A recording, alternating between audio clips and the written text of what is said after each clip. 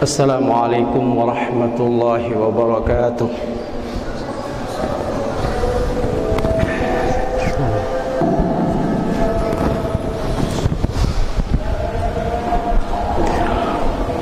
Innal hamdalillah nahmaduhu wa nasta'inuhu wa nastaghfiruh wa na'udzu billahi min shururi anfusina wa min sayyiati a'malina. Innahu man yahdihillahu fala mudilla lahu wa man yudlil fala hadiya lahu wa asyhadu an la ilaha illallah wahdahu la syarika lahu wa asyhadu anna Muhammadan 'abduhu wa rasuluhu wa safiyyuhu wa khaliluhu ballagha risalata wa adda al-amanah wa nasaha li hadhihi al-ummah وتركها على المحجة البيضاء ليلها كنهارها ولا يزيغ عنها إلا هالك صلوات الله ربي وسلامه عليه وعلى من اتبع سنته إلى يوم الدين أما بعد اعلموا أن خير كتاب الله أن خير الهدى هدى نبينا محمد صلى الله عليه وسلم وشر الأمور محدثاتها فإن كل محدثة بدعة وكل بدعة ضلالة. معاشر الإخوة أعزني الله وإياكم. Marilah pada kesempatan khutbah Jumat ini khatib mewasiatkan kepada diri khatib dan kepada segenap jamaah sekalian untuk senantiasa berusaha meningkatkan keimanan, ketakwaan kita kepada Allah Subhanahu wa ta'ala. Iman dan takwa adalah hasil yang diharapkan dari pelaksanaan ibadah puasa yang baru saja meninggalkan kita. Dan kita ketahui bersama, Allah Subhanahu wa ta'ala tidaklah mensyariatkan ibadah puasa kecuali untuk membentuk pribadi-pribadi yang takwa, sebagaimana dalam ayat Al-Qur'anul Karim surah Al-Baqarah ayat 183, ya ayyuhalladzina amanu kutiba alaikumus shiyamu kama kutiba alal ladzina min qablikum la'allakum tattaqun. Wahai orang-orang yang beriman, telah diwajibkan atas kalian berpuasa sebagaimana telah diwajibkan atas orang-orang sebelum kalian, agar kalian bertakwa kepada Allah. Jamaah sidang salat Jumat yang dirahmati Allah Subhanahu wa taala, Ramadan dengan berlimpah kebaikan yang telah kita jalani sudah meninggalkan kita. Di antara keberkahan yang berlimpah di bulan Ramadan, Allah mudahkan bagi orang-orang yang beriman untuk melakukan kebaikan. Allah jaga orang-orang yang beriman untuk terjerumus di dalam kemaksiatan. Hal itu disebabkan karena musuh bebuyutan dan musuh nyatanya syaitan atau iblis dibelenggu pada saat itu, sebagaimana dalam sebuah hadis yang kita kenal dengan tasfidus syayatin, belenggu syaitan, yang maknanya secara zahir bahwa syaitan-syaitan itu dibelenggu dengan rantai, dan makna yang lainnya adalah keleluasaan syaitan untuk menggoda manusia itu menjadi terhambat. Sehingga kalau kita perhatikan di bulan Ramadan, kebaikan dengan mudah dilakukan, sedangkan kemaksiatan bagi orang yang beriman berkurang. Namun seiring dengan berlalunya Ramadan, kondisi seperti itu sudah tidak terjadi lagi. Syaitan yang merupakan musuh bebuyutan kita sudah kembali bebas dengan leluasa menggoda manusia, sehingga tidak memungkinkan manusia yang sebelumnya, orang-orang muslim yang sebelumnya begitu akrab dengan ketaatan, kembali kepada rutinitas yang memungkinkan dia untuk terjerumus kepada kemaksiatan-kemaksiatan atau kelalaian. Yang dalam bahasa Arab kelalaian itu disebut dengan al-ghaflah. Kaum muslimin sidang salat Jumat yang dirahmati Allah Subhanahu wa taala. Perlu diketahui bahwa al-ghaflah, kelalaian, adalah penyakit yang sangat berbahaya. Ketika kelalaian ini menjangkiti hati-hati seseorang, maka kelalaian ini akan memutus mata rantai kebaikan-kebaikan dan manusia akan terkubang di dalam kemaksiatan-kemaksiatan atau keburukan-keburukan. Oleh karena itu, Allah Subhanahu wa taala mengingatkan kita untuk menghindar dari sifat lalai. Di dalam Al-Qur'anul Karim surah Al-A'raf ayat 205, Allah Subhanahu wa taala menyebutkan di ujung ayatnya, wala takum minal ghafilin. Janganlah kalian atau janganlah kamu menjadi orang-orang yang lalai. Penyakit tentu ada obatnya. Dalam konsep agama kita, penyakit atau musibah itu sering diidentikan dengan dosa. Keburukan itu sering diidentikan dengan penyakit atau upaya pengerusakan di muka bumi. Maka Allah Subhanahu wa taala melalui Al-Quran dan sunnah Rasulullah SAW telah menyebutkan kepada kita obat untuk menghilangkan penyakit ghaflah yang merupakan penyakit yang berbahaya. Syekh Profesor Dr. Abdul Razak bin Abdul Muhsin Al-Badar di dalam sebuah kesempatan menyebutkan ada 5 terapi atau obat untuk mengobati penyakit lalai atau al-ghaflah. Beliau sebutkan yang pertama, penyakit al-ghaflah dapat diobati dengan al-ikthar min dzikrillah, memperbanyak zikir kepada Allah Subhanahu wa taala.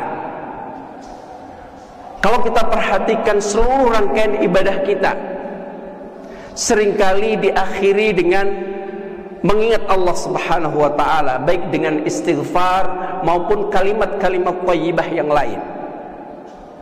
Hal itu dimaksudkan agar kita mengaitkan hati-hati kita dengan Sang Khalik, Sang Ghafir, Sang Tawwab, yaitu Allah Subhanahu wa ta'ala. Maka ketika kita merasa terjangkiti penyakit al-ghaflah, segeralah kembali dengan mengingat Allah Subhanahu wa ta'ala, yaitu zikrullah. Dengan kita mengingat Allah Subhanahu wa ta'ala, maka hati-hati kita kembali tenang dan siap untuk beraktivitas, memaksimalkan ubudiyah penghambaan kepada Allah Subhanahu wa ta'ala. Ala bidzikrillahi tatmainnul qulub. Ketahuilah bahwa dengan berzikir kepada Allah, hati-hati menjadi tenang. Yang kedua, untuk mengobati lalai di dalam diri kita atau di dalam diri seorang muslim adalah dengan memperbanyak berdoa kepada Allah Subhanahu wa taala. Kita tahu doa adalah ibadah. Ad-du'a huwal ibadah. Maka ketika seseorang menggencarkan doa, permohonan kepada Allah Subhanahu wa taala, di samping mengharapkan istijabatu du'aihi, pengkabulan doanya, pada saat itu dia sedang beribadah kepada Allah Subhanahu wa taala. Al-ghaflah yang merupakan penyakit, yang merupakan muara dari berbagai macam bentuk kemaksiatan, dapat diobati dengan berdoa kepada Allah Subhanahu wa taala. Perbanyaklah doa agar hati-hati kita tetap kokoh di dalam ketaatan kepada Allah Subhanahu wa taala dan terhindar dari pelencengan atau penyimpangan-penyimpangan, baik penyimpangan-penyimpangan dalam akidah, penyimpangan-penyimpangan di dalam ibadah, dan penyimpangan-penyimpangan di dalam majal al-muamalah, di dalam kita bermuamalah. Allah Subhanahu wa taala atau Rasulnya sallallahu alaihi wasallam menyebutkan sebuah doa, yang doa ini kalau kita selalu panjatkan kepada Allah Subhanahu wa taala, insyaallah hati kita akan selalu dikondisikan thabit ala ta'atihi. Allahumma ya muqallibal qulub, tsabbit qulubana ala dinika wa ta'atik. Allahumma ya musarrifal qulub, sarrif qulubana ila ta'atika. Doa inilah yang seharusnya kita upayakan untuk kita lazimkan agar hati kita tetap thabit ala ta'atihi wa ala dinihi. Jadi berdoa adalah upaya kita untuk menggugah hati kita agar tidak terjerumus dalam sifat lalai atas ketaatan kepada Allah Subhanahu wa taala. Kemudian terapi yang ketiga, sebagaimana yang disebutkan oleh Syekh Profesor Dr. Abdul Razak bin Abdul Muhsin Al-Badar, adalah dengan menuntut ilmu syar'i an-nafi', al-ilmu an-nafi', ilmu yang bermanfaat. Ilmu yang bermanfaat adalah ilmu yang melahirkan khasyatullah. Ilmu yang bermanfaat ditandai dengan semakin meningkatnya amaliyah ubudiyah dan takut khasyatullah bagi pemiliknya. Sehingga dahulu disebutkan sebagaimana dinukil dari pernyataan seorang sahabat Ibnu Mas'ud radhiyallahu taala anhu, innamal ilmu laisa al-ilmu bikathratir riwayah wa innamal ilmu khasyatullah. Ilmu itu bukanlah dengan banyaknya periwayatan. Kalau dalam bahasa sekarang mungkin ilmu itu tidaklah dengan penguasaan teori-teori yang ada. Ilmu-ilmu itu bukanlah kumpulan pengetahuan tentang berbagai bentuk hukum syariat, akan tetapi ilmu yang sejati adalah ilmu yang melahirkan ketakutan atau khasyatullah. Maka ilmu yang bermanfaat ini akan menggugah hati-hati kita supaya bisa terhindar dari al-ghaflah, lalai terhadap peringatan-peringatan atau perintah-perintah Allah Subhanahu wa ta'ala. Terapi yang keempat sebelum terakhir adalah memilih al-jalisus salih, teman yang baik,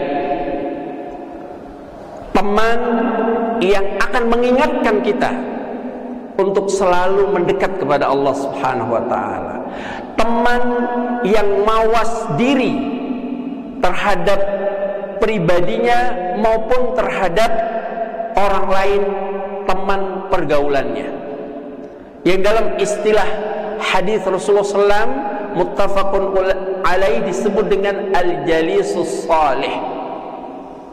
Dalam hadis tersebut Rasulullah SAW mengumpamakan al-jalisus salih biba'i'il misk wal jalisus su, teman yang buruk dengan nafikhul qir.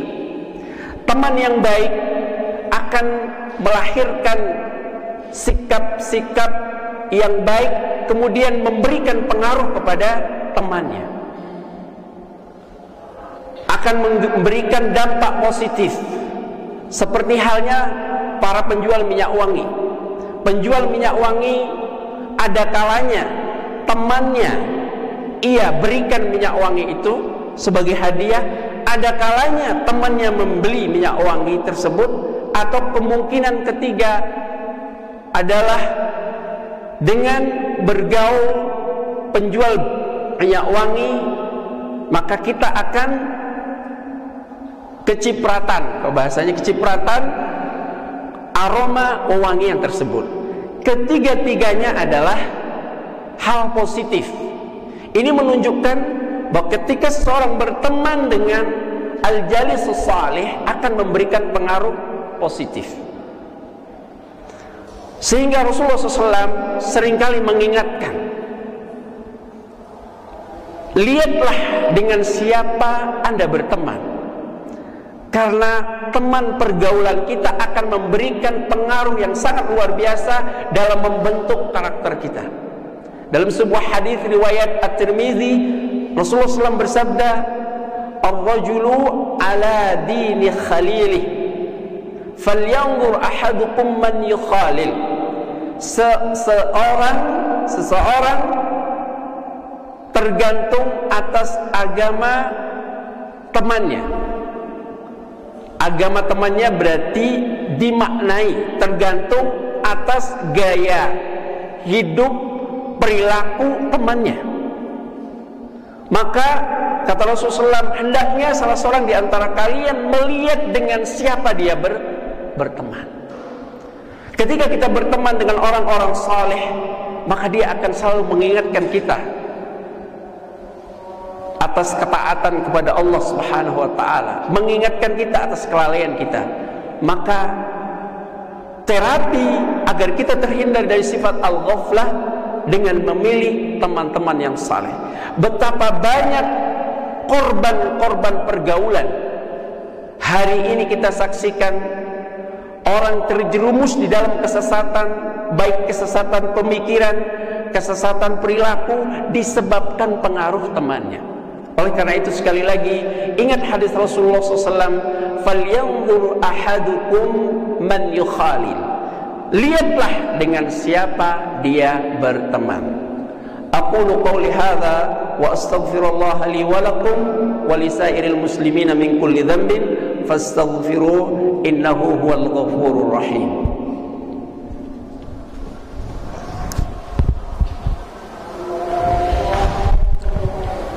Alhamdulillah rabbil alamin, wassalatu wassalamu ala asyrafil anbiya wal mursalin nabiyina Muhammad wa ala alihi wa sahbihi wa man sara ala nahjihi wahtada bihudahu ila yaumiddin. Kaum muslimin sidang salat Jumat yang dirahmati Allah, terapi yang terakhir agar hati kita terselamatkan dari al-ghaflah sehingga kita tidak masuk dalam ayat wala takum minal ghafilin adalah dengan menutup celah-celah yang akan membuat kita lalai. Nawafid al-ghaflah, ighlaq nawafid al-ghaflah, menutup jendela atau celah-celah yang kira-kira membuat kita lalai dari Allah Subhanahu wa taala. Hari ini atau dewasa ini kita semua mengakui wasail ittisalat, media komunikasi atau dengan bahasa lain medsos, telah banyak menyita kaum muslimin, sehingga medsos itu menjelma menjadi bagian atau rutinitas hidup kita yang lebih sering itu menyita waktu kita. Sehingga jawal dalam bahasa Ibnu Qayyim Al-Jauziyah rahmatullahi alaih di dalam kitab Al-Fawaid, ya, afwan, dikomentari oleh Profesor Dr. Abdul Razak bin Abdul Muhsin Al-Badar ketika menjelaskan dampak buruk dari maksiat adalah ketika hati-hati orang yang beriman jawal ila ta'atillah, al-hasanat ba'dal hasanat. Hati-hati atau ruh orang-orang yang beriman yang dekat kepada Allah berkeliling jawal ila ta'atillah, al-hasanat ba'dal hasanat, kepada ketaatan, kebaikan demi kebaikan. Berbeda dengan hati orang-orang al-asun, orang-orang yang bermaksiat kepada Allah, jawal, berkeliling, berputar-putar, ya, pada kemaksiatan, ya, kemaksiatan demi kemaksiatan, maka disebut jawal. Hari ini telekomunikasi yang kita genggam, gadget yang kita punya, dalam bahasa Arab disebut jawal. Ternyata fungsi jawal itu menentukan sejauh mana karakter kita menjadi hamba yang bertakwa.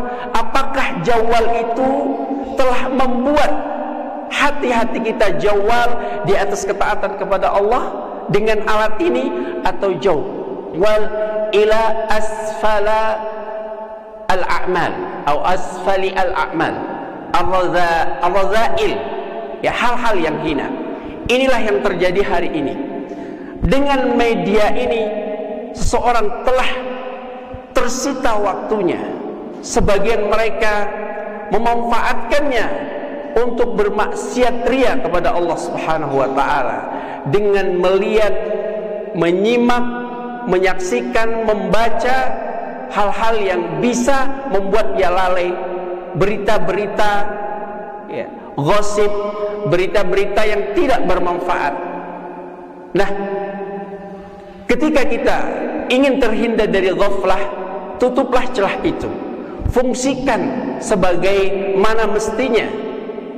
Jadikan ia sebagai wasilah untuk menambah ketakwaan kita kepada Allah Subhanahu wa taala.